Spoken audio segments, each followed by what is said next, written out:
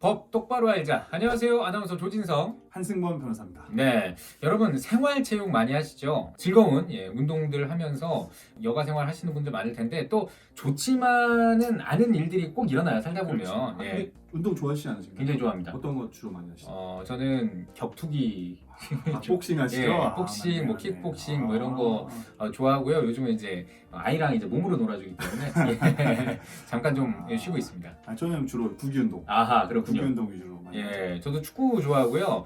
농구 굉장히 좋아하시잖아요. 농구도 좋아하고 예. 공놀이 다 좋아합니다. 예. 공놀이도 좋아하고 배드민턴도 좋아하고 예. 축구도 좋아하고.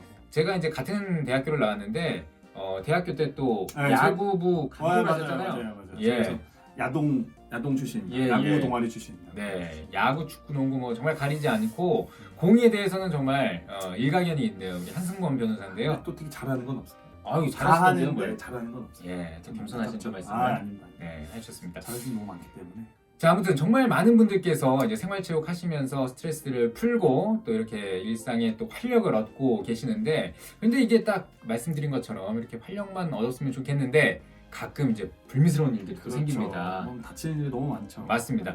자, 만약에 생활체육을 하다가 내가 혹은 남이 나를 다치게 하거나 남을 다치게 했을 때, 이럴 때 다치게 한 사람에게 책임을 묻습니까? 법적으로 어떻습니까? 일단은 원칙적으로는 법적 책임이 거의 없다라고 보시면 되고요. 아. 다만 이제 도의적인 책임은 당연히 있겠죠. 네네. 하지만 예외적인 사례에 따라서 일반적으로 좀 구분하는 편이고요. 음. 보통 일반적으로 좀 이제 격렬한 운동을 기본으로 하고 있는 네. 농구 축구랑 또 아까 말씀드렸던 구기 종목들은 좀 네. 다르게 판단하는 것들이 있어서요. 좀 다르게 보셔야 되는 것들이 있습니다. 배드민턴 치다가 1,000만 원 물어줬다 뭐 이런 사례를 본 적이 있던 것 같거든요. 아, 그래요? 네.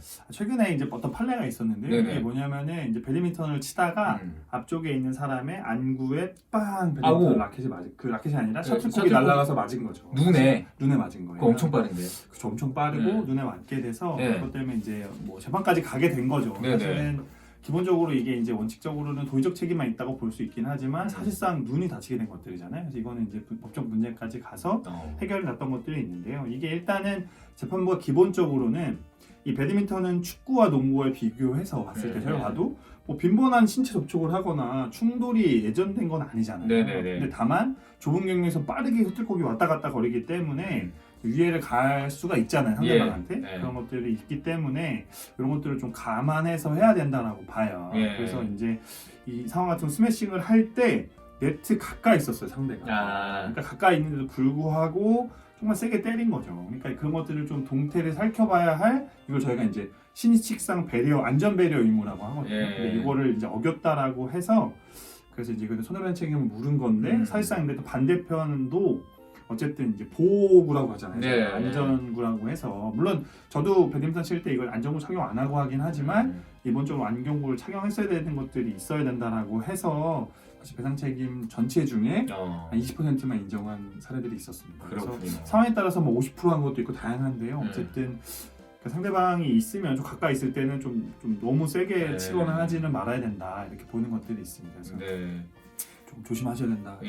뭐 이기는 것도 좋긴 한데 사실 너무 좀 위험하다 싶으면 이럴 때 살짝 좀 한 발 물러나는 것도 맞습니다. 뭐 이 동호인들이 하면 재밌자고 하는 거고 즐겁자고 하는 거니까 너무 이렇게 위험한 상황은 좀 피해 주시는 게 좀 좋을 것 같습니다. 요거는 단식 얘기였고요. 사실 복식일 때 다치게 하는 경우도 있어요. 복식일 때도 다쳐요? 그렇죠. 단식 같은 경우는 이제 앞에 눈을 맞은 건데 복식일 경우에는 상대적으로 내가 내 편을 다치게 하는 거예요. 그러니까 이렇게 라켓을 뒤로 뺄 때 그렇죠. 라켓 뒤로 빼서 라켓에 있어서 옆에 있는 다른 사람을 위해 이렇게 했을 때도 이 경우에도 사실상 그러니까 원칙적으로는 사실 책임이 없다고 볼 수 있긴 하지만 서로 칠 때 옆에 사람이 있다라고 하면 조금 주의를 해가면서 휘둘러야지 너무 세게 휘둘러서 다치겠다면 그때도 손해배상 책임을 묻게 한 경우가 있었고요. 그래서 거의 뭐 한 800만 원 돈의 손해배상 책임을 묻게 한 적도 있었고, 근데 이제 상대방도 좀 상대방 책임도 좀 어느 정도 일정 부분 인정했어요. 왜냐면 좀 치려고 하면 적당하게 거리를 둬야 되는데 어쨌든 간에 배드민턴 이런 거 치실 때 좀 상대방을 주의하셔서 배려 의무가 있다 이런 것들을 알아주시면 좋을 것 같습니다. 그런데 제가 갑자기 드는 궁금증이 뭐 그런 생활체육을 할 때 CCTV 같은 게 없을 거잖아요. 맞아요. 책임 소재 같은 것들을 좀 가리기가 쉽지 않겠다라는 생각이 드는데 맞아요. 상당히 어렵기 때문에 만약에 CCTV가 있다면 사실상 분쟁을 나중에 한다면 좀 더 클리어하게 가져가시기 위해서는 영상들을 확보하는 게 상당히 중요하고요. 그리고 재판부가 기본적으로 이 판단할 때 운동 종목이 가지고 있는 특성들을 봅니다. 어떤 특성이 있는데 과도하게 했다거나 또 예를 들면 동호인 간에도 레벨이 있잖아요. 선수 출신과 비선수 있을 수도 있고요.